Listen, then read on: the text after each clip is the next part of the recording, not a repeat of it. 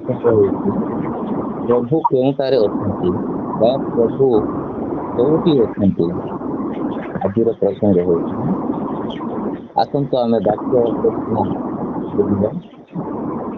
ଇସାୟା ପୁସ୍ତକ ତାର 66 ପଦ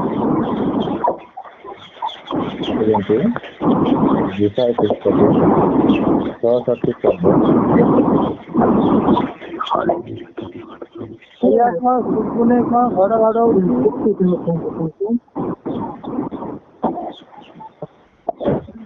ଆଜ୍ଞା ମୋବାଇଲ ଶୁଭୁ ନାହିଁ। ଏବେ ଶୁଭାଗଲା? ହଁ ଆଜ୍ଞା। ହଉ ବାକ୍ୟ ପଠନ କରନ୍ତୁ, ପଢିକିନା ଆମେ ଆଗକୁ ବଢିବା। ଇସାୟା ପୁସ୍ତକ 66 ପଦ।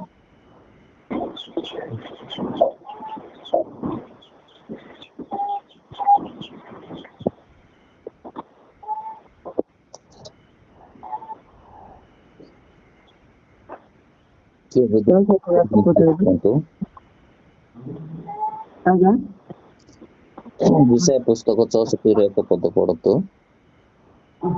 ସଦାପ୍ରଭୁ ଏହି କଥା କହନ୍ତି, ସ୍ୱର୍ଗ ସିଂହର ସିଂହାସନ ଓ ପୃଥିବୀ ସିଂହର ପାଦପୀଠ। ତୁମ୍ଭେମାନେ ତୁମ୍ଭ ନିମନ୍ତେ କି ପ୍ରକାର ଗୃହ ନିର୍ମାଣ କରିବ ଓ କେଉଁ ସ୍ଥାନ ତୁମ୍ଭର ବିଶ୍ରାମ ସ୍ଥାନ ହେବ? ହାଲେଲୁୟା। ହାଲେଲୁୟା। ପ୍ରିୟ ପ୍ରଭୁଙ୍କ ଲୋକମାନେ, ଏଇ ସମୟରେ ସଦାପ୍ରଭୁ ଆମକୁ କହିବା ପାଇଁ ଚାହାନ୍ତି। ଆଉ ଲୋକମାନେ ଏଣେ ତେଣେ ଏ ପୃଥିବୀରେ ସଦାପ୍ରଭୁଙ୍କୁ ଖୋଜି ବୁଲୁଅଛନ୍ତି। କିଏ ତ ଚର୍ଚ୍ଚ ଭିତରେ, କିଏ ତ ମନ୍ଦିରରେ, କିଏ ତ ମାନେ ଏତେ ପର୍ବତରେ, କିଏ ତ କୋଉଠି ପ୍ରଭୁଙ୍କୁ ସଦାପ୍ରଭୁଙ୍କୁ ଖୋଜୁଅଛନ୍ତି।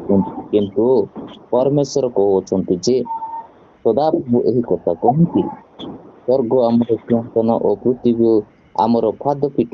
ତୁମ୍ଭେମାନେ ଆମ ନିମନ୍ତେ କି ପ୍ରକାର ଗୃହ ନିର୍ମାଣ କରିବ ଓ କେଉଁ ସ୍ଥାନ ଆମ୍ଭର ବିଶ୍ରାମ ସ୍ଥାନ ହେବ?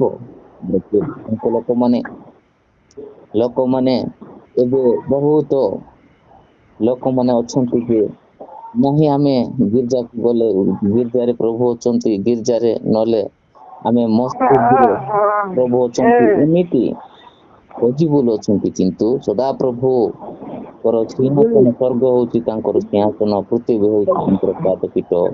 କିନ୍ତୁ ପରମେଶ୍ୱର କହୁଛନ୍ତି ତୁମ୍ଭେ ଆମ ନିମନ୍ତେ କି ପ୍ରକାର ଗୃହ ନିର୍ମାଣ କରିବ ଆଉ କେଉଁଠାରେ ବିଶ୍ରାମ ସ୍ଥାନ ହେବ? ସେଥିପାଇଁ ପ୍ରଭୁ କହିବା ପାଇଁ ଚାହାନ୍ତି। ଆଉ ଲୋକମାନେ ଏ ଗୃହ ନିର୍ମାଣ କରିବା ପାଇଁ କେତେ ଲୋକମାନେ ଭୟଙ୍କର ଭାବରେ ଝଗଡା ହଉଛନ୍ତି, ଡକାୟତ ହଉଛନ୍ତି, ମର୍ଡର ହଉଛନ୍ତି। ଆଉ ଗୋଟେ ମନ୍ଦିର ନିର୍ମାଣ କରିବା ପାଇଁ କି ଗୋଟେ ଚର୍ଚ୍ଚ ନିର୍ମାଣ କରିବା ପାଇଁ ଲୋକମାନେ ହଣା କୋଟା ଚାଲିଛି ଏ ପୃଥିବୀରେ। କିନ୍ତୁ ସଦାପ୍ରଭୁ କହନ୍ତି କିନ୍ତୁ ଏହି ପୃଥିବୀରେ ମୋର ବାସସ୍ଥାନ ନାହିଁ, ଆଉ ସ୍ୱର୍ଗ ହଉଛି ମୋର ସିଂହାସନ, ପୃଥିବୀ ହଉଛି ମୋର ପାଦପୀଠ। କିନ୍ତୁ ପରମେଶ୍ୱର କହୁଛନ୍ତି କେଉଁଠାରେ ମୋର ବିଶ୍ରାମ ସ୍ଥାନ ହେବ? ସେଥିପାଇଁ ଚାଲନ୍ତୁ ବାକ୍ୟରେ ଆମେ ଆଗକୁ ବଢିବା। ଆଉ ମୋ ସହିତ ଖୋଲନ୍ତୁ 3 ପର୍ବ ତାର 16 ଖୋଲନ୍ତୁ।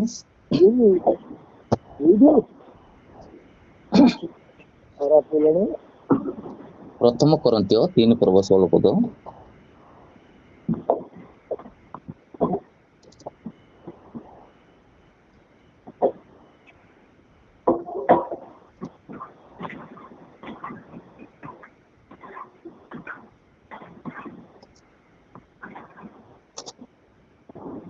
ପଢିକିନା ସାହାଯ୍ୟ କରନ୍ତୁ।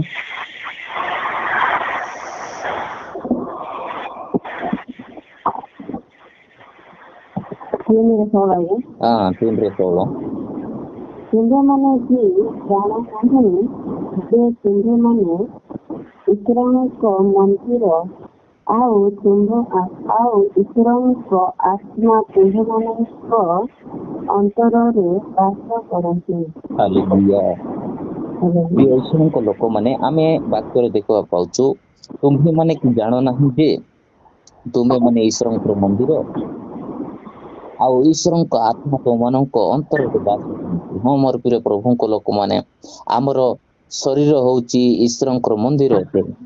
ଆଉ ଆମର ଅନ୍ତରରେ ପରମେଶ୍ୱର ବାସ କରନ୍ତି କିନ୍ତୁ ଆମ ଶରୀର ପବିତ୍ର ଥିବାର ଅଛି ମୋର ପ୍ରିୟ ପ୍ରଭୁଙ୍କ ଲୋକମାନେ ଆମ ଶରୀର ଅସୁଚିତା ଆଉ ପାପରେ ପରିପୂର୍ଣ୍ଣ ଥିଲେ ଆମ ଶରୀରରେ ପରମେଶ୍ୱର ଇଚ୍ଛା କରନ୍ତି ନାହିଁ ବା ଆମକୁ ଚାହାନ୍ତି ନାହିଁ ସେଥିପାଇଁ ପରମେଶ୍ୱର କହନ୍ତି ତମ ଅନ୍ତରରେ ମୁଁ ବାସ କରିବି ବୋଲି କହୁଛନ୍ତି ସେଥିପାଇଁ ପରମେଶ୍ୱର କହୁଛନ୍ତି ଏ ପୃଥିବୀରେ ଆଉ ସ୍ୱର୍ଗ ତ ତାଙ୍କର ସିଂହାସନ ପୃଥିବୀ ତ ପରମେଶ୍ୱରଙ୍କର ପାଦ ପୀଠ କିନ୍ତୁ ପରମେଶ୍ୱର କୋଉ ସ୍ଥାନରେ ବାସ କରନ୍ତି ନାହିଁ କିନ୍ତୁ ମଣିଷର ହୃଦୟରେ ଆତ୍ମାରେ ବାସ କରନ୍ତି ସେଥିପାଇଁ କହିବା ପାଇଁ ଚାହାନ୍ତି କିନ୍ତୁ ତମ ପାପକୁ ତମେ ପରୀକ୍ଷା କର ତମେ ବ୍ୟଭିଚାର ଦୂର ହୁଅ ନର ହତ୍ୟାର ତମେ ଦୂର ହୁଅ ଆଉ ଚୋରରୁ ଡକାୟତରୁ ତମେ ଦୂର ହୁଅ କିନ୍ତୁ ମୁଁ ପବିତ୍ର ତମେ ମାନେ ବି ପବିତ୍ର ହୁଅ ବୋଲିକିନା ପରମେଶ୍ୱର କହୁଛନ୍ତି ପବିତ୍ର ହେଲେ ହିଁ ଆମ ଅନ୍ତରରେ ପରମେଶ୍ୱର ବାସ କରନ୍ତି ସେଥିପାଇଁ ବାକ୍ୟରେ କହୁଛନ୍ତି କିନ୍ତୁ ତୁମେ ମାନେ କି ଜାଣ ନାହିଁ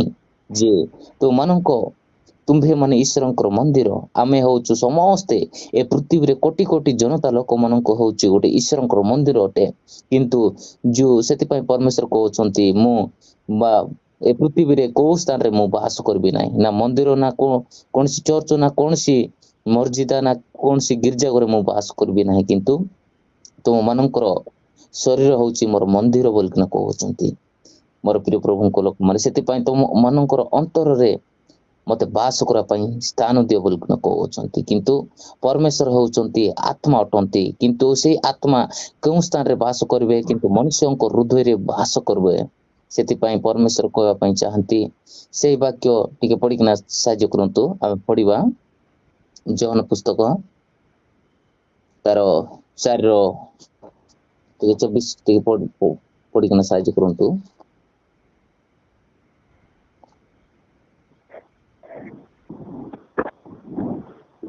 ଗ୍ରହଣ କେତେ ଗ୍ରହଣ 4 ପଦ 4:24 ହଁ 24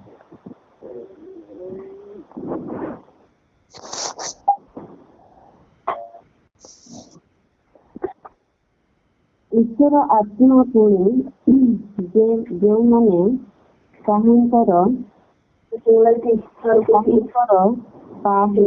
ଉପାସନା କରନ୍ତି ଆତ୍ମାରେ ଓ ସତ୍ୟରେ ଉପାସନା କରନ୍ତି ସେମାନଙ୍କର ଉଚିତ ମୋର ପ୍ରିୟ ପ୍ରଭୁଙ୍କ ଲୋକମାନେ ଏହି ସମୟରେ ପ୍ରଭୁ କହିବା ପାଇଁ ଚାହାନ୍ତି ଈଶ୍ୱର ଆତ୍ମା ଅଟନ୍ତି କିନ୍ତୁ ଈଶ୍ୱରକୁ କିଏ ବି ପୃଥିବୀରେ ଦେଖି ନାହାନ୍ତି କିନ୍ତୁ ଈଶ୍ୱର ଆତ୍ମା ଅଟନ୍ତି ସେ ଆତ୍ମା ପବିତ୍ର ଆତ୍ମା ଅଟନ୍ତି ସେ ଆତ୍ମା ପରମେଶ୍ୱର କହୁଛନ୍ତି ମୁଁ ମନୁଷ୍ୟଙ୍କ ଅନ୍ତରରେ ମୁଁ ବାସ କରିବି ସେମାନଙ୍କର ଅନ୍ତଃକରଣରେ ମୁଁ ବାସ କରିବି ବୋଲି ପ୍ରଭୁ ଖୋଜୁଛନ୍ତି କିନ୍ତୁ ଆମେ ମାନେ ପରମେଶ୍ୱରଙ୍କୁ ଏବେ ଯାଇ ସ୍ଥାନ ଦେଇନାହୁଁ ସେଥିପାଇଁ ପରମେଶ୍ୱର କହୁଛନ୍ତି ମୁଁ ଈଶ୍ୱର ଆତ୍ମା ପୁଣି ଯେଉଁମାନେ ତାହାଙ୍କର ଉପାସନା କରନ୍ତି ଆତ୍ମାରେ ସତ୍ୟରେ ଭୟଭକ୍ତି ଜୀବନରେ ପରମେଶ୍ୱରଙ୍କୁ ଉପାସନା କରନ୍ତି ଆଉ ଆତ୍ମା ସତ୍ୟରେ ଉପାସନା କରିବା ସେମାନଙ୍କର ଉଚିତ ପରମେଶ୍ୱରଙ୍କୁ ଆମେ ଉପାସନା କରୁଛୁ ଯୋଉ ଉପବାସ ରଖୁଛୁ ସେଇ ପରମେଶ୍ୱର ଆମର ଆତ୍ମାରେ ବାସ କରିବେ ସେଥିପାଇଁ ପରମେଶ୍ୱର କହୁଛନ୍ତି କେଉଁ ଲୋକମାନଙ୍କ ଅନ୍ତରରେ ରହିବେ ଆମେ ବାକ୍ୟରେ ଆଗକୁ ବଢିବା ଯାହା 2 Corinthians ତାର 7:2 ପଦ ଟିକେ ପଢିକିନା ସାହାଯ୍ୟ କରନ୍ତୁ 2 Corinthians ତାର 7 ପର୍ବ 2 ପଦ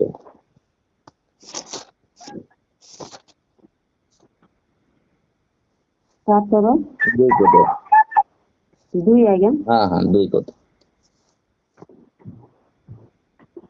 ତୁମ୍ଭମାନଙ୍କ ହୃଦୟ ଆମ୍ଭମାନଙ୍କ ସ୍ଥାନ ଦିଅ ତୁମ୍ଭେମାନେ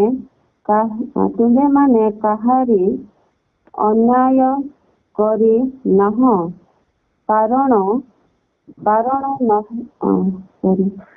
କାହାକୁ ନଷ୍ଟ କରିନାହୁଁ କାହାରି କ୍ଷତି କରି ନାହୁଁ ହାଲେଲୁୟା ପରମେଶ୍ୱର ଏହି ସ୍ଥାନରେ କହିବା ପାଇଁ ଚାହାନ୍ତି ତୁମମାନଙ୍କ ହୃଦୟରେ ଆମମାନଙ୍କୁ ସ୍ଥାନ ଦିଅ ପରମେଶ୍ୱର କହୁଛନ୍ତି ପରମେଶ୍ୱର କିଏ ଅଟନ୍ତି ପରମେଶ୍ୱର ସତ୍ୟମୟ ଆତ୍ମା ଅଟନ୍ତି ପବିତ୍ର ଆତ୍ମା ଅଟନ୍ତି ସେଥିପାଇଁ ପରମେଶ୍ୱର କହୁଛନ୍ତି ଚାହିଁଥିଲେ ଘରେ ଘରେ ବୁଲିଥାନ୍ତି ବିଲ୍ଡିଂ ଘରେ ବୁଲିଥାନ୍ତି ବିଲ୍ଡିଂ ଘର କି ଚପଡା ଘର କି ଏମିତି ନା ସୁନା ଘର ଖୋଜି ବୁଲିଥାନ୍ତି କିନ୍ତୁ ପରମେଶ୍ୱର କାହାକୁ ଖୋଜୁଅଛନ୍ତି?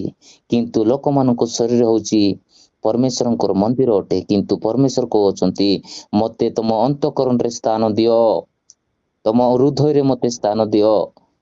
ସେଥିପାଇଁ ପରମେଶ୍ୱର କହୁଛନ୍ତି ତମ ହୃଦୟରେ ମୁଁ ବାସ କରିବି ବୋଲିକିନା କହୁଛନ୍ତି। ସେଥିପାଇଁ ବାକ୍ୟ ଲେଖା ହେଇଛି, ଯାହା 2 Corinthians 7:2 ଲେଖା ହେଇଛି, ତୁମମାନଙ୍କ ହୃଦୟରେ ଆମମାନଙ୍କୁ ସ୍ଥାନ ଦିଅ। ଆମ୍ଭେମାନେ କାହାରି ଅନ୍ୟାୟ କରିନାହୁଁ। ସତରେ ପରମେଶ୍ୱର କାହାକୁ ଅନ୍ୟାୟ କରିନାହାନ୍ତି, ପରମେଶ୍ୱର କାହାକୁ କ୍ଷତି କରିନାହାନ୍ତି, କାହାକୁ ନଷ୍ଟ କରିନାହାନ୍ତି, କାହାକୁ ଅପମାନିତ କରିନାହାନ୍ତି। ପରମେଶ୍ୱର ହେଉଛନ୍ତି ସତ୍ୟମୟ ପରମେଶ୍ୱର ଅଟନ୍ତି। ସେଥିପାଇଁ କହୁଛନ୍ତି ଏଇ ସ୍ଥାନରେ ଆମେ କାହାର ଅନ୍ୟାୟ କରିନାହୁଁ, କାହାକୁ ନଷ୍ଟ କରିନାହୁଁ, କାହାରି କ୍ଷତି କରିନାହୁଁ। ସେଥିପାଇଁ ପରମେଶ୍ୱର କହୁଛନ୍ତି ଆମର ହୃଦୟକୁ ବାସ କରିବା ପାଇଁ ସେ ଚାହାନ୍ତି। ଆମେ ଏ ପର୍ଯ୍ୟନ୍ତ ଆମେ ପରମେଶ୍ୱରଙ୍କୁ ହୃଦୟ ଦେଇନାହୁଁ। ଯଦି ଦେଇଥାନ୍ତା ତାହେଲେ ଆମ ହୃଦୟରେ ଛଳ କଥା, ପାପ ଚିନ୍ତା ନଥାନ୍ତା, ଆମ ହୃଦୟରେ ପବିତ୍ର ହେଇଥାନ୍ତା। ସେଥିପାଇଁ ପରମେଶ୍ୱର କହୁଛନ୍ତି ଆଉ ଏ ସଂସାରକୁ ଏଡେ ପ୍ରେମ କରି ଅଦ୍ୱିତୀୟ ପୁତ୍ରଙ୍କୁ ଦାନ କଲେ, ଯାହା ଜନ 3:16 ଲେଖା ହେଇଛି।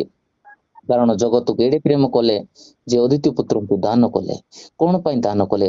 ନା ମନୁଷ୍ୟ ମାନଙ୍କ ହୃଦୟକୁ ସ୍ଥାନ ପାଇବା ପାଇଁ ସେ ଦାନ କଲେ। କିନ୍ତୁ କିଏ ବି ପରମେଶ୍ୱରଙ୍କୁ ଆଉ ଗ୍ରହଣ କରିପାରିଲେ ନାହିଁ। ହୁଏତ ଯିଏ ଯେତିକି ଲୋକ ପରମେଶ୍ୱରଙ୍କୁ ଗ୍ରହଣ କଲେ ସମସ୍ତେ ଈଶ୍ୱରଙ୍କର ଅଧିକାର ହେବା ନିମନ୍ତେ ଅଧିକାର ପ୍ରାପ୍ତ ହେଲେ, ମୋର ପ୍ରିୟ ପ୍ରଭୁଙ୍କ ଲୋକମାନେ। ସେଥିପାଇଁ ପରମେଶ୍ୱର କହୁଛନ୍ତି ତୁମମାନଙ୍କ ହୃଦୟ ମତେ ସ୍ଥାନ ଦିଅ ବୋଲି କହୁଛନ୍ତି। ଯେ ଆମେ ପରମେଶ୍ୱରଙ୍କୁ ଯଦି ଆମେ ଭୟଭକ୍ତି ଜୀବନରେ ଡାକିବା, ଆମ ଅନ୍ତରରେ ବଡ କଥା ଥିବ, କପଟ କଥା ଥିବ, ଆଉ ହିଂସା କଥା ଥିବ, ହେଲେ ଆମ ହୃଦୟରେ ପରମେଶ୍ୱର ବାସ କରନ୍ତି ନାହିଁ। ମୋର ପ୍ରିୟ ପ୍ରଭୁଙ୍କ ଲୋକମାନେ, ଆଉ ଜାଣି ନିଅନ୍ତୁ, ଆମ ଅନ୍ତରରେ ଆମେ ଯଦି ମଦ ପିଇଥିବା କେବେ ବି ପରମେଶ୍ୱର ଆସିବେ ନାହିଁ। କି ପୁଡ଼ିଆ ଗୁଟକା ନାନା ପ୍ରକାର ମିଛ ମାୟା କହୁଥିବା ଆମ ଅନ୍ତରରେ କେବେ ବି ଆସିବେ ନାହିଁ। ସେଥିପାଇଁ କହୁଛନ୍ତି ଆଉ ତୁମମାନଙ୍କ ହୃଦୟରେ ମତେ ସ୍ଥାନ ଦିଅ। କେମିତି ଆମେ ସ୍ଥାନ ଦେବା? ଆମେ ପବିତ୍ର ଉପବାସ ସହିତ ପରମେଶ୍ୱରଙ୍କୁ ଡାକିବା, କ୍ରନ୍ଧନ କରିବା, ହେ ପ୍ରଭୁ ମୋ ହୃଦୟରେ ମୋ ଆତ୍ମାରେ ତମେ ଆସ, ମୋ ଆତ୍ମାରେ ତମେ ବାସ କର, ମତେ ସତ୍ୟପତ୍ରରେ ତମେ କୋଡେଇ ନିଅ, ତାହେଲେ ହିଁ ପରମେଶ୍ୱର ଆସିବ। ପ୍ରିୟ ପ୍ରଭୁଙ୍କ ମାନେ ଏଥିପାଇଁ ପରମେଶ୍ୱର ଦୁଃଖିତ ହେଉଛନ୍ତି କି ଯେ କାହିଁକି ମନୁଷ୍ୟ ଏବେ ପର୍ଯ୍ୟନ୍ତ ପାପରେ ଅଛନ୍ତି, ଭଙ୍କରେ ଅଛନ୍ତି, ଆଉ କଷ୍ଟରେ ଦୁଃଖରେ ଯନ୍ତ୍ରଣା ପାଉଛନ୍ତି। ସେଥିପାଇଁ ତ ମୁଁ ଅଦ୍ୱିତୀୟ ପୁତ୍ରଙ୍କୁ ମୁଁ ଦାନ କଲି। କାହିଁକି ଏବେ ପର୍ଯ୍ୟନ୍ତ ତାଙ୍କେ ମାନେ ବିଶ୍ୱାସ କରୁନାହାନ୍ତି? ଯିଏ ମୋ ଠାରେ ବିଶ୍ୱାସ କରିବ ସେ ଅନନ୍ତ ଜୀବନ ପାଇବ ବୋଲିକିନା ପରମେଶ୍ୱର କହୁଛନ୍ତି। ହାଲେଲୁୟା। ଏଥିପାଇଁ ପରମେଶ୍ୱର କାହାର ଅନ୍ୟାୟ କରିନାହାନ୍ତି, କାହାର କ୍ଷତି କରିନାହାନ୍ତି। ଆମକୁ ସୁରକ୍ଷିତ ରକ୍ଷା କରିବା ପାଇଁ ସେ ଚାହାନ୍ତି, କାହାର ଅନିଷ୍ଟ କରିବା ପାଇଁ ଚାହାନ୍ତି ନାହିଁ। ସେ ସଦା ସର୍ବଦା ଏ ବ୍ରହ୍ମାଣ୍ଡକୁ ଯେତିକି ସେ କଣ୍ଟ୍ରୋଲ କରି ରଖିଅଛନ୍ତି। ସେଥିପାଇଁ ଆମେ ସଦା ପ୍ରଭୁଙ୍କୁ ଜୀବିତ ଥିବା ପର୍ଯ୍ୟନ୍ତ ଆମେ କଣ କରିବାର ଅଛି? ହୃଦୟ ସହିତ ଭୟ ଭକ୍ତି ସହିତ ଆମେ କଣ କରିବାର ଅଛି? ପ୍ରଭୁଙ୍କୁ ଆମେ ଆହ୍ୱାନ କରିବାର ଅଛି, ପ୍ରଭୁଙ୍କୁ ଆମେ ଡାକିବାର ଅଛି। ହଁ ମୋର ପ୍ରିୟ ପ୍ରଭୁଙ୍କ ଲୋକମାନେ, ସେଇ ସମୟରେ ଆଉ ଗୋଟେ ବାକ୍ୟ ଚାଲନ୍ତୁ, ଯାତ୍ରା 25:8 ଟିକେ ପଢିକିନା ସାହାଯ୍ୟ କରନ୍ତୁ।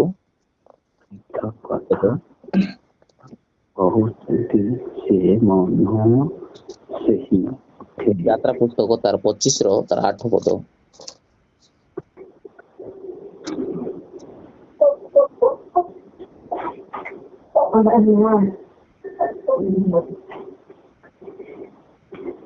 ଏ ସ୍ଥାନରେ ଏଇ ପ୍ରକାର ଲେଖା ହେଇଛି। 25 ହଁ 25:8 ପଢନ୍ତୁ, ଯାତ୍ରା ପୁସ୍ତକ 25 ହଁ। ସେହି ପ୍ରତ୍ୟେକ ଯବନିକାର ଯାତ୍ରା ପୁସ୍ତକ 25:8 ପଦ। 25:8 ପଢାଇ 25:8 ପଢୁଛି।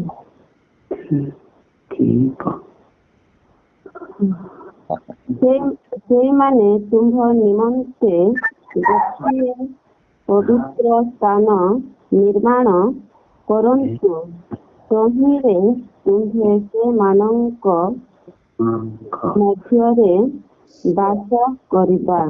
ହାଲେଲୁୟା।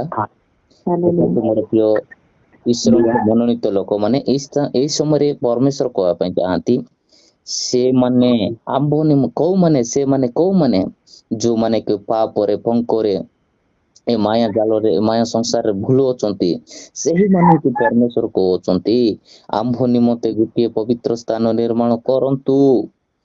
ଆମ୍ଭ ନିମନ୍ତେ ପବିତ୍ର ସ୍ଥାନ ନିର୍ମାଣ କରନ୍ତୁ ପରମେଶ୍ୱର କହିବା ପାଇଁ ଚାହାନ୍ତି। କିନ୍ତୁ ସ୍ୱର୍ଗ ତ ତାଙ୍କର ସିଂହାସନ, ପୃଥ୍ୱୀ ତ ତାଙ୍କର ପାଦପୀଠ। ତାହେଲେ ଏହି ସଂସାରରେ ଏ ପୃଥିବୀରେ ଆମେ ପରମେଶ୍ୱରଙ୍କର କୌଣସି ପବିତ୍ର ସ୍ଥାନ ଆମେ ନିର୍ମାଣ କରିପାରିବା ନାହିଁ, ଯେହେତୁ ପରମେଶ୍ୱର କହୁଛନ୍ତି ଆଉ ପରମେଶ୍ୱର ପବିତ୍ର ଅଟନ୍ତି। ସେଥିପାଇଁ କହିବା ପାଇଁ ଚାହାନ୍ତି ଆମ୍ଭେ ସେମାନଙ୍କ ମଧ୍ୟରେ ବାସ କରିବା। କୋଉମାନଙ୍କ ମାଧ୍ୟମରେ ବାସ କରିବା? ଯୋଉ ପାପୀ ମାନଙ୍କ ହୃଦୟରେ, ଯୋଉ ପାପୀ ମାନଙ୍କର ଆତ୍ମା ଯେତେବେଳେ ପାପରୁ ପରିତ୍ରାଣ ପାଇବେ, ଅନିଥା ପାଇବେ, ସେହି ସମୟରେ ପାପକୁ ସ୍ୱୀକାର କରିବେ, ସେହି ଲୋକମାନେ ପରମେଶ୍ୱରଙ୍କୁ ଆହ୍ୱାନ କରିବେ, ଖାନ୍ଦିବେ, ଖଣ୍ଡନ କରିବେ, ସେହି ସମୟରେ ପରମେଶ୍ୱର ତାଙ୍କ ଅନ୍ତରରେ ବାସ କରିବେ। ସେଥିପାଇଁ କହିବା ପାଇଁ ଚାହାନ୍ତି ମୋ ନିମନ୍ତେ ଏକ ପବିତ୍ର ସ୍ଥାନ ନିର୍ମାଣ କର ବୋଲି କହିଅଛନ୍ତି। ଯେହେତୁ ଆମେ ପରମେଶ୍ୱରଙ୍କର ବାକ୍ୟ ଆମେ ଯାହା ପୁସ୍ତକ 64 ଏକ ପଦରେ ଦେଖିଲୁ, ସ୍ୱର୍ଗ ତାଙ୍କର ସିଂହାସନ, ପୃଥ୍ୱୀ ହେଉଛି ତାଙ୍କର ପତିତ। କିନ୍ତୁ এই ପୃଥିବୀରେ କୋଉ ସ୍ଥାନ ଯେ ମତେ ବିଶ୍ରାମ ସ୍ଥାନ ହେବ ବୋଲି ପରମେଶ୍ୱର ଆମକୁ ସ୍ପଷ୍ଟ ଭାବରେ କହିଅଛନ୍ତି। ସେଥିପାଇଁ ପରମେଶ୍ୱର କହୁଛନ୍ତି ଯେ ପବିତ୍ର ସ୍ଥାନ ନିର୍ମାଣ କରନ୍ତୁ। କୋଉଠି ନିର୍ମାଣ କରିବା? ଆମ ନିଜ ଅନ୍ତର ଭିତରେ ଆମେ ପରମେଶ୍ୱରଙ୍କୁ ଆମେ ଆହ୍ୱାନ କରିବା, ଆମେ ଡାକିବା, ଆଉ ଆମ ଅନ୍ତରରେ ପରମେଶ୍ୱର ବାସ କରିବେ, ଆଉ ଆମକୁ ପବିତ୍ର ଆତ୍ମା ସହିତ ଆମକୁ କଥା କହିବେ। ଏଥିପାଇଁ ପରମେଶ୍ୱର ଏତେ ସୁନ୍ଦର ଭାବରେ ଆମକୁ ସୂଚନା ଦେଇଅଛନ୍ତି। ଆଉ ଚାଲନ୍ତୁ ଆଉ ଗୋଟେ ବାକ୍ୟ ଆମେ ପଢିବା, ତା ଗାଲାତ୍ୟ 2:20 ପଦ ଟିକେ ପଢିକିନା ସାହାଯ୍ୟ କରନ୍ତୁ।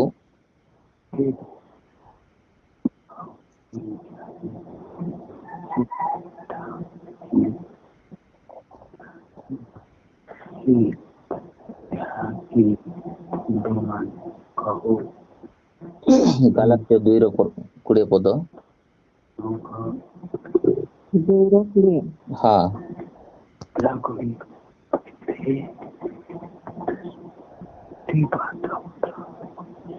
ମୁଁ ଖ୍ରୀଷ୍ଟଙ୍କ ସହିତ କ୍ରୁଶରେ ହତ ହୋଇଅଛି। ମୁଁ ଆଉ ଜୀବିତ ନୁହେଁ, ମାତ୍ର ଖ୍ରୀଷ୍ଟ ମୋ ଠାରେ ଜୀବିତ ଅଛନ୍ତି। ପୁଣି ମୁଁ ଶରୀରରେ ଥାଇ ବର୍ତ୍ତମାନ ଯେଉଁ ଜୀବନ ଯାପନ କରୁଅଛି, ତାହା ବିଶ୍ୱାସରେ, ଅର୍ଥାତ୍ ଈଶ୍ୱରଙ୍କ ଯେଉଁ ପୁତ୍ର ମୋତେ ପ୍ରେରଣ କରି ମୋ ନିମନ୍ତେ ଆପଣାକୁ ଉତ୍ସର୍ଗ କଲେ, ତାହାଙ୍କଠାରେ ବିଶ୍ୱାସ କରି ଯାପନ କରୁଅଛି। ହାଲେଲୁୟା। ସାଧୁ ପାଉଲ କହୁଛନ୍ତି ଦ୍ୱିତୀୟ ଗାଲାତ୍ୟ ମଣ୍ଡଳୀକୁ, ଆମେ ଦେଖିବା ପାଉଛୁ ମୁଁ ଖ୍ରୀଷ୍ଟଙ୍କ ସହିତ କ୍ରୁଶରେ ହତ ହୋଇଅଛି, ମୁଁ ଆଉ ଜୀବିତ ନୁହେଁ। ସାଧୁ ପାଉଲ ଗାଲାତ୍ୟ ମଣ୍ଡଳୀକୁ କହିବା ପାଇଁ ଚାହାନ୍ତି ମାତ୍ର ଖ୍ରୀଷ୍ଟ ମୋ ଠାରେ ଜୀବିତ ଅଛନ୍ତି। ହଁ ମୋର ପ୍ରିୟ ପ୍ରଭୁଙ୍କ ଲୋକମାନେ, ଆମେ କେମିତି ଆମେ ଜୀବିତ ନୁହେଁ? ମାତ୍ର ଦେଖନ୍ତୁ ଆମେ ପାପରେ ଆଉ ଯେତିକି ତାଙ୍କର କ୍ରୁଶରେ ଆମେ କଣ କଲୁ? ଆମେ ପାପକୁ ପ୍ରକାଶ କରିବା, ଆଉ ଆମ ଅନ୍ତରରେ ପରମେଶ୍ୱର କଣ କରିବେ? ଜୀବିତ ହୋଇ ରହିବେ। ସେଥିପାଇଁ ଏଇ ସ୍ଥାନରେ କହିବା ପାଇଁ ଚାହାନ୍ତି ମାତ୍ର ଖ୍ରୀଷ୍ଟ ମୋ ଠାରେ ଜୀବିତ ଅଛନ୍ତି। କେତେବେଳେ ଜୀବିତ ହେବେ? ଆମେ ପରମେଶ୍ୱରଙ୍କୁ ଆମେ ଆମ ଅନ୍ତରରେ ଆମେ ଡାକିବା, ଆହ୍ୱାନ କରିବା, ପାପକୁ ପରିତ୍ୟାଗ କରିବା, ପାପକୁ ସ୍ୱୀକାର କରିବା, ଆଉ ନୂତନକରଣ ଭାବରେ ଆମେ ଜୀବନ ଯାପନ କରିବା, ତାହେଲେ ହିଁ ଆମ ଅନ୍ତରରେ ସେ ଜୀବିତ ଅଟନ୍ତି। ପୁଣି ମୁଁ ଶରୀରରେ ଥାଇ ବର୍ତ୍ତମାନ ଯେଉଁ ଜୀବନ ଯାପନ କରୁଅଛି, ତାହା ବିଶ୍ୱାସରେ, ଅର୍ଥାତ୍ ଈଶ୍ୱରଙ୍କର ଯେଉଁ ପୁତ୍ର ମତେ ପ୍ରେମ କରି ମୋ ନିମନ୍ତେ ଆପଣଙ୍କୁ ଉତ୍ସର୍ଗ କଲେ, ତାହାଙ୍କଠାରେ ବିଶ୍ୱାସ କରି ଯାପନ କରୁଅଛି। ଏଥିପାଇଁ ପରମେଶ୍ୱର ଆମ ପାପ ନିମନ୍ତେ ସେ ଉତ୍ସର୍ଗୀକୃତ ହେଲେ, ସେ ବଳି ହେଲେ, ଆଉ ସେ ଜୀବିତ ହେଲେ, ଆଉ ଆମ ଅନ୍ତରରେ ପରମେଶ୍ୱରଙ୍କୁ ଡାକିବା ସେ ଜୀବନ ହିଁ ରହିବ, କେବେ ବି ଅନ୍ଧକାରରେ ସେ ଭ୍ରମଣ କରିବେ ନାହିଁ ମୋର ପ୍ରିୟ ପ୍ରଭୁଙ୍କ ଲୋକମାନେ। ସେଥିପାଇଁ ଆସନ୍ତୁ ଆଉ ଗୋଟେ ବାକ୍ୟ ପଢିବା, ତାହା ଜିସାଏ 7 ଜିସାଏ ତାର 57 ପଢିକିନା ସାହାଯ୍ୟ କରନ୍ତୁ।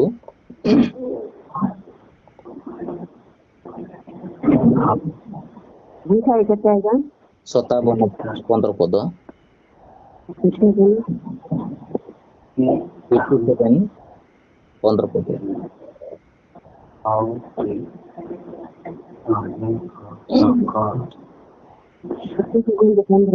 ହଁ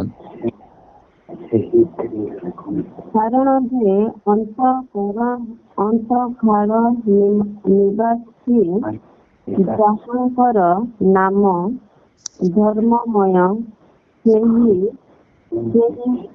ସେହି ଉଚ୍ଚ ଓ ଉନ୍ନତ ପୁରୁଷ ଏହି କଥା କହନ୍ତି, ଆମ୍ଭେ ଊର୍ଦ୍ଧ୍ୱ ଓ ଉଚ୍ଚ ସ୍ଥାନରେ ବାସ କରୁ, ମଧ୍ୟ ନମ୍ବର ଲୋକମାନଙ୍କର ଆତ୍ମାକୁ ସଜୀବ ଓ ମନା ଲୋକମାନଙ୍କର ଅନ୍ତଃକରଣକୁ ସଜୀବ କରିବା ପାଇଁ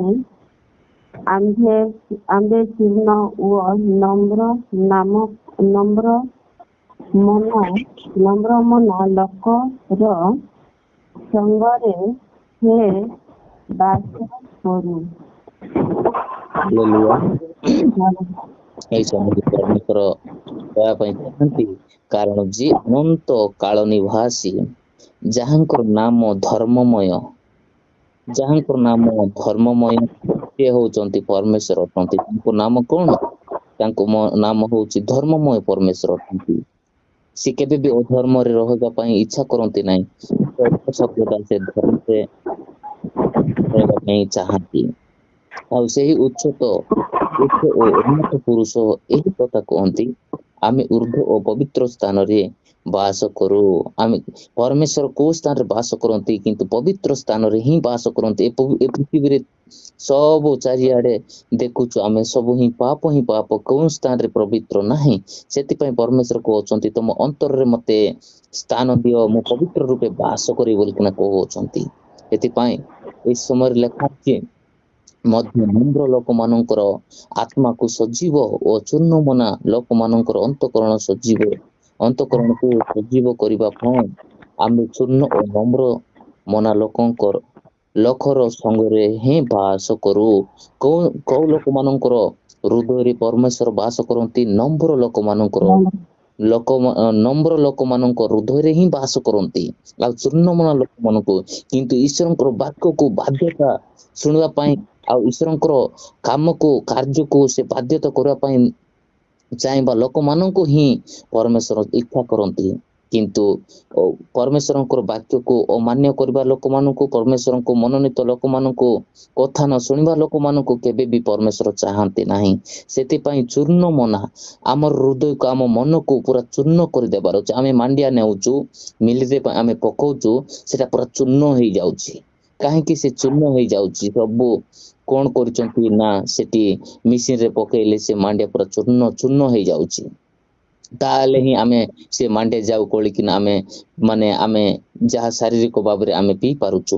ମୋର ପ୍ରିୟ ପ୍ରଭୁଙ୍କ ଲୋକମାନେ, ଆମର ପରମେଶ୍ୱର କହିବା ପାଇଁ ଚାହାନ୍ତି, ତମର ମନକୁ, ପାପର ମନକୁ ଆଉ ନାନା ପ୍ରକାର ମନକୁ କଣ କର? ତମେ ଚୂର୍ଣ୍ଣ କର, ତମର ଚୂର୍ଣ୍ଣ ମନା କରିଦିଅ। ସେହି ମନକୁ ତମେ ଆଉ ତମ ହୃଦୟରେ ରଖ ନାହିଁ ବୋଲିକିନା ପରମେଶ୍ୱର କହୁଛନ୍ତି। କଣ କରିବାର ଅଛି? ଆମ ମନକୁ ପୁରା ଚୂର୍ଣ୍ଣ କରିଦେବାର ଅଛି। ଯେ ଲୋକମାନେ କହୁଥିବେ, ଯେତେବେଳକୁ ଆମେ ଖ୍ରୀଷ୍ଟଙ୍କ ଆମେ ପଥରେ ଆମେ ଚାଲୁଥିବୁ, ଲୋକମାନେ ହଜାର ଲୋକମାନେ କହୁଥିବେ, ତମେ ଏମିତି ହେଲ, ସେମିତି ହେଲ। କୁହନ୍ତୁ ମୋର ପ୍ରିୟ ପ୍ରଭୁଙ୍କ ଲୋକମାନେ, ତାଙ୍କର କହିବା କଥା ହଉଛି ତାଙ୍କର। କିନ୍ତୁ ଯେତେବେଳକୁ ଗୋଟେ ଗାଁରେ ହାତୀ ଗୋଟେ ଚାଲୁଥିବ, ସେଇ ସମୟରେ କୁକୁରମାନେ ଅନେକ ଭୁକୁଥିବେ। କିନ୍ତୁ ଭୁକିବା କାମ ହଉଛି କୁକୁର ମାନଙ୍କର, ଚାଲିବା କାମ ହଉଛି ହାତୀର କାମ। ସେଥିପାଇଁ ଆମର କାମ କଣ? ଆମେ ସ୍ୱର୍ଗ ରାଜ୍ୟରେ ଯିବା ପାଇଁ ଆମେ ସଦାପ୍ରଭୁଙ୍କ ଆଗମନ କରୁଛେ ଆମର ଆତ୍ମାକୁ କେମିତି ଆମେ ସ୍ୱର୍ଗ ରାଜ୍ୟ ଯାଇପାରିବା ସେଥିପାଇଁ ଆମର ମନକୁ ଆମେ ଚୂର୍ଣ୍ଣ ମନା କରିବା। ଏ ଜଗତରେ ଯାହା ରଙ୍ଗ ରସ ଅଛି ମତତା ଅଛି ଯାହା ଘୃଣ୍ୟ କାମ ଅଛି ସେଟା ଆମେ ପରିତ୍ୟାଗ କରିବା ଆମେ ଚୂର୍ଣ୍ଣ ମନା କରିଦେବା ତାହେଲେ ହିଁ ଆମ ଅନ୍ତଃକରଣରେ ପ୍ରଭୁ ସଜୀବ ହେବା ପାଇଁ ଆଉ ଆମ ଅନ୍ତରରେ ରହିବା ପାଇଁ ସେ ଇଚ୍ଛା କରନ୍ତି। ଆଉ ନମ୍ର ଭାବରେ ଆମେ ଲୋକମାନଙ୍କୁ କଥୋପକଥନ କରିବା ନମ୍ର ଭାବରେ ଲୋକମାନଙ୍କ ସଙ୍ଗରେ ଆମେ କଣ କରିବାର ଅଛି ବାସ କରିବାର ଅଛି ପ୍ରଭୁ ହିଁ ଆମ ଅନ୍ତରରେ ବାସ କରିବେ। ହାଲେଲୁୟା। ମୋର ପ୍ରିୟ ପ୍ରଭୁଙ୍କ ଲୋକମାନେ ସେଥିପାଇଁ ପ୍ରଭୁ ଏତେ ଆମକୁ କଣ ପାଇଁ ଗଢି ଅଛନ୍ତି ଏତେ ସୁନ୍ଦର ବାକ୍ୟ ଲେଖା ହେଇଛି ଆମ ଅନ୍ତଃକରଣକୁ ଲୋକମାନେ ବାକ୍ୟ ଲେଖା ହେଇଛି ଏ ପାଟିରେ ଗୋଟେ ୱାର୍ଡ ଯଦି କହିଦେଲେ ବାକ୍ୟ ଲେଖା ହେଇଛି ସେଟା ଯାକବ ପୁସ୍ତକ ଅଛି ଏବେ ସମୟ ନାହିଁ ମୁଁ କାଢିକିନା କହିପାରିବି ନାହିଁ ଆଉ ବାକ୍ୟ ଲେଖା ହେଇଛି ଆଉ ଯୋଉ କି ମାଚିସ କାଢି ଗୋଟେ ମାଚିସ ଯଦି ମାରିଦେବ ଏତେ ଅରଣ୍ୟ ପାହାଡ ସବୁ ପୋଡି ପକାଇବ ବୋଲି ଲେଖା ହେଇଛି ଆଉ ଗୋଟେ ୱାର୍ଡ ଯଦି ତମେ କହିବ ଲୋକମାନେ ସବୁ ବିନାଶ ହେଇଯିବେ ଚୂର୍ଣ୍ଣ ହେଇଯିବେ ସବୁ ଅଭିଶାପ ପାଇବ ଲେଖା ହେଇଛି। ହଁ ମୋର ପ୍ରିୟ ପ୍ରଭୁଙ୍କ ଲୋକମାନେ ଯୋଉ ପାଟରେ ଆମେ ଭାତ ଖାଉଛୁ ଯୋଉ ପାଟରେ ଆମେ ଯୋଉ ଆଶୀର୍ବାଦ ପାଉଛୁ ସେଇ ପାଟରେ ଆମେ କେବେ ବି ଅଭିଶାପ ଆଣିବା ନାହିଁ ମୋର ପ୍ରିୟ ପ୍ରଭୁଙ୍କ ଲୋକମାନେ। ସେଥିପାଇଁ ପ୍ରଭୁ କହିବା ପାଇଁ ଚାହାନ୍ତି ତମର ମନକୁ ତମେ ଚୂର୍ଣ୍ଣ କର ମୁଁ ତୁମ ଅନ୍ତଃକରଣରୁ ବାସ କରି ବୋଲି କହୁଛନ୍ତି। ଦେଖନ୍ତୁ ଆଉ ପୁନର୍ବାର ସେ ୱାର୍ଡ ପଡୁଛି ତାପରେ ଆମେ ସମାପ୍ତ କରିବା କାରଣ ଯିଏ ଅନନ୍ତ କାଳୀନ ବାଛି କିଏ ସଦାପ୍ରଭୁ ପରମେଶ୍ୱର ସେ ଅନନ୍ତ କାଳ ଆଜି ବି ଅଛନ୍ତି କାଲି ବି ଅଛନ୍ତି ସେ ଚିର ସଦା ସର୍ବଦା ସେ ସବୁବେଳେ ସେ ଅନନ୍ତ କାଳୀ ବାସୀ ଅଟନ୍ତି ପରମେଶ୍ୱର ଯାହାଙ୍କର ନାମ ଧର୍ମମୟ ତାଙ୍କ ନାମ କି ନାମ ଆମେ ଜାଣିବାକୁ ପାଉଛୁ ଧର୍ମମୟ ପରମେଶ୍ୱର ଅଟନ୍ତି। ସେହି ଉଚ୍ଚ ଓ ଉନ୍ନତ ପୁରୁଷ ଏହି କଥା କୁହନ୍ତି ଆମେ ଉର୍ଦ୍ଧ୍ୱ ଓ ପବିତ୍ର ସ୍ଥାନରେ ବାସ କରୁ ଆଉ ସଦାପ୍ରଭୁ ପବିତ୍ର ସ୍ଥାନରେ ହିଁ ବାସ କରନ୍ତି କିନ୍ତୁ ଅପବିତ୍ର ସ୍ଥାନରେ ହିଁ କେବେ ବି ବାସ କରନ୍ତି ନାହିଁ। ଆଉ ଆଉ ଆଉ ଗୋଟେ କଥା କହିବା ପାଇଁ ଚାହାନ୍ତି ମଧ୍ୟ ନମ୍ର ଲୋକମାନଙ୍କର ଆତ୍ମାକୁ ସଜୀବ କରନ୍ତି କେଉଁ ଲୋକମାନଙ୍କର ପ୍ରିୟ ପ୍ରଭୁଙ୍କ ଲୋକମାନେ ନମ୍ର ଲୋକମାନଙ୍କୁ କେମିତି ଆମେ ନମ୍ର ଭାବରେ ଲୋକମାନଙ୍କୁ କଥୋପକଥନ କରିବା ଆମେ ରାଗ ରୁଷା ନଥିବ ସେଠି ସବୁ ଆମେ ପ୍ରେମ ସେଟା ଗୋଟେ ଅଲଗା ପ୍ରକାର ଆମେ ନମ୍ର ଆମ ହୃଦୟକୁ ସଦାପ୍ରଭୁ ପରମେଶ୍ୱର ଅଦ୍ୱିତୀୟ ପୁତ୍ରଙ୍କୁ ପଠେଇଲେ ଏ ଜଗତକୁ କଣ ହେଲେ ସେ ନମ୍ର ହେଲେ କଣ ହେଲେ ନିଜକୁ ଶରୀରକୁ ପୁରା ସରେଣ୍ଡର କଲେ ଯୋଉ ଯାଜକ ମାନେ ରାଜା ମାନେ ଯେତେବେଳକୁ ପିଲାତ ଆଉ ବିଚାର କରୁଅଛନ୍ତି ମାନେ ଏଇ ସମୟରେ ସେଇ ରାଜା ମାନଙ୍କୁ ନିକଟରେ ସଦାପ୍ରଭୁ କଣ କଲେ ନା ନମ୍ର ହେଲେ ନିଜ ଶରୀରକୁ ନିଜ ମନକୁ ନିଜ ନିଜର ଆତ୍ମାକୁ ନମ୍ର କଲେ ଆଉ ନିଜର ଅଙ୍ଗେ ପ୍ରତ୍ୟଙ୍ଗ ନିଜର ଶରୀରକୁ ଆମର ପାପ ନିମନ୍ତେ ସେ ବଳିଦାନ ଦେଇଦେଲେ ନିଜର ମନକୁ ନମ୍ର କରିକିନା କଣ କଲେ ଦାନ ଦେଇଦେଲେ। ହାଲେଲୁୟା। କିଏ ଅଛନ୍ତି ମୋର ପ୍ରିୟ ପ୍ରଭୁଙ୍କ ଲୋକମାନେ ନିଜ ମାନେ ଅନ୍ୟ ପ୍ରତି ନିଜ ଜୀବନ ଦେଇପାରେ କି ନାହିଁ ଜଣେ ମାତ୍ର ଏକ ଅଦ୍ୱିତୀୟ ପୁତ୍ର ସେ ହିଁ ହଉଛନ୍ତି ଯୀଶୁ ଖ୍ରୀଷ୍ଟ ଅନ୍ୟ ପ୍ରତି ସେ ଲୋକମାନଙ୍କୁ କୋଟି କୋଟି ଲୋକମାନଙ୍କ ପ୍ରତି ମାନବ ଜାତି ନିମନ୍ତେ ସେ କଣ କଲେ ସେ ଜୀବନ ଦାନ ଦେଲେ। ସେଥିପାଇଁ କହୁଛନ୍ତି ତମେ ନମ୍ର କର ତମ ଜୀବନକୁ ମୁଁ ଆଉ ତମ ଆତ୍ମାକୁ ସଜୀବ କରିବି ଆଉ ଚୂର୍ଣ୍ଣ ମନା କର ମୁଁ ତୁମ ଆତ୍ମାକୁ କଣ କରିବି ଅନ୍ତଃକରଣରେ ମୁଁ ବାସ କରିବି ବୋଲି କହିଅଛନ୍ତି। ହଁ ମୋର ପ୍ରିୟ ପ୍ରଭୁଙ୍କ ଲୋକମାନେ ଆଜି ସୁନ୍ଦର ଭାବରେ ଏତେ ପରମେଶ୍ୱର କୋଉଠି ରହୁଅଛନ୍ତି ପୃଥିବୀ ଆଜିର ପ୍ରସଙ୍ଗ କଣ ଥିଲା ପ୍ରଭୁ କୋଉଠି କୋଉଠି ଅଛନ୍ତି ପରମେଶ୍ୱର କୋଉଠି ଅଛନ୍ତି ଆମ ଅନ୍ତଃକରଣରେ ବାସ କରିବେ କେମିତି ବାସ କରିବେ ଆମେ ପବିତ୍ର ହେବା ଶୁଦ୍ଧ ହେବା ତାହେଲେ ହିଁ ଆମେ ଆମ ଅନ୍ତରରେ ପରମେଶ୍ୱର ବାସ କରନ୍ତି। କିନ୍ତୁ ପବିତ୍ର ମନ୍ଦିର କୋଉଠି ଅଛନ୍ତି ପବିତ୍ର ମନ୍ଦିର ହଉଛନ୍ତି ମଣିଷ ଶରୀର ଅଟେ। ସେଥିପାଇଁ ଆମେ କଣ କରିବାର ଅଛି ସେ ମଣିଷ ଶରୀରକୁ ଆମେ ପବିତ୍ର ରୂପେ ଆମେ ଜାଗ୍ରତ ସହିତ ଆମେ ରଖିବାର ଅଛି।